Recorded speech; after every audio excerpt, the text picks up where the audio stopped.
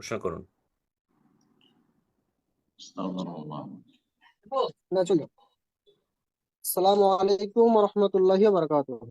ওয়ালাইকুম আসসালাম ওয়া রাহমাতুল্লাহি ওয়া বারাকাতুহু। জি বলেন।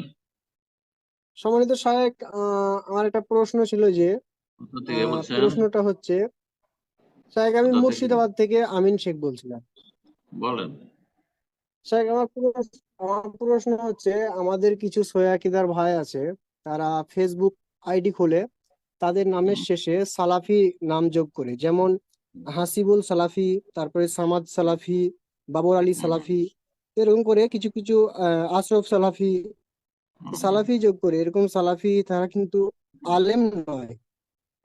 তো সালাফি যোগ করা ইসলামে কতটুকু জায়েজ আছে, তুই একটু জানাতে।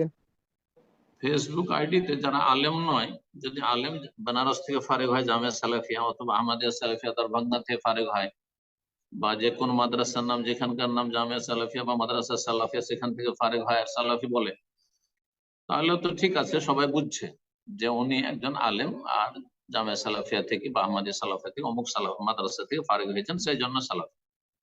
কিন্তু সাধারণ মানুষ নিজের নামের সাথে, সাধারণ মানুষ একেবারে সালাফি লাগাবে, এটা একটা প্রতারণা খানিকটা হয়ে যাচ্ছে। মানে মানুষে অনেক সময় ভুল বুঝছে যে হতে পারে যে উনিও সালাফি একজন আলেম, কারণ সালাফি লিখছেন। আমরা অনেক সময় এরকম ভুল ভুল বুঝে ফেলি যে উনি সালাফি লিখছেন মানে হয়তো উনি আলেম, হ্যাঁ, কোনো মাদ্রাসা সালাফিয়ার ফারিক। তো এই যে ভুল একটা মেসেজ যাচ্ছে, যার ফলে না লেখা উচিত।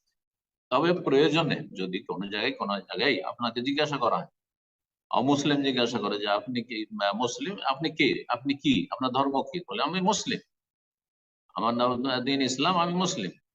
কিন্তু যদি কোনো জায়গায় পরিচয় দিতে হয় তার সাথে আপনি কোন মুসলিম, না এটা মুসলিমরা জিজ্ঞেস করছে কেউ যে আপনি কোন মুসলিম, আপনি দেওবন্দি মুসলিম না বেরলভি মুসলিম না জামাতি ইখওয়ানি মুসলিম না আপনি সালাফি আহলে হাদিস মুসলিম, আহলে হাদিস মুসলিম, হ্যাঁ, যারা কোরআন সুন্নাহ নির্ভেজাল অনুসারী, তখন প্রয়োজন আপনি নিজেকে সালাফি বলবেন।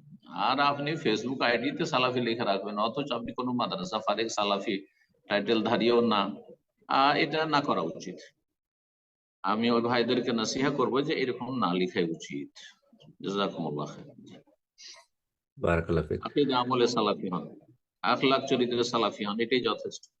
আইডিতে সালাফি লাভ নাই। অনেক সময় এটা আবার দুনিয়ার গরজে ব্যবহার হয়ে যাচ্ছে।